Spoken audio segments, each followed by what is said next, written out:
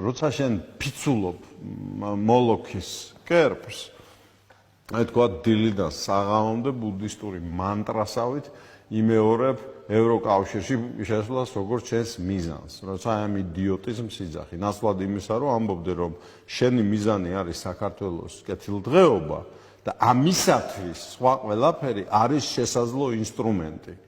ევროკავშირიც, აფროკავშირიც, აზიური კავშირიც, ევრაზიული კავშირიც, ყველაფერი არის აი როგორც ინსტრუმენტები სამუშაო. და შენი მიზანი უნდა იყოს საქართველოს კეთილდღეობა.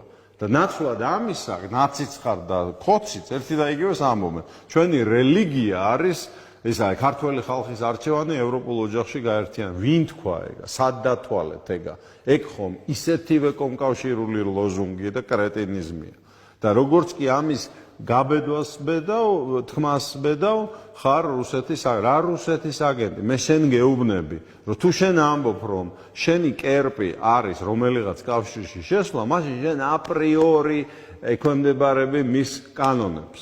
მაგალითად ევროკავშირი შენ გეუბნები, რომ არ მჭირდება მე ძმაო შენი სოფლის მეურნეობა, თავზე საყრელი მაქვს ჩემი არ გჯერა, კითხე ესტონელებს, ლიტველებს და ლატვიელებს. 1500 ევროს უხდიდნენ თითო საქონლის დაკლაში, როცა ღებულობდნენ ევროკავშირში.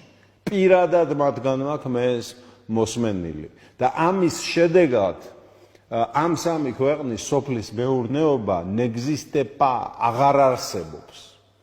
სოფლები დაიცალა და ქალაქებში გადმოვიდა მოსახლეობა.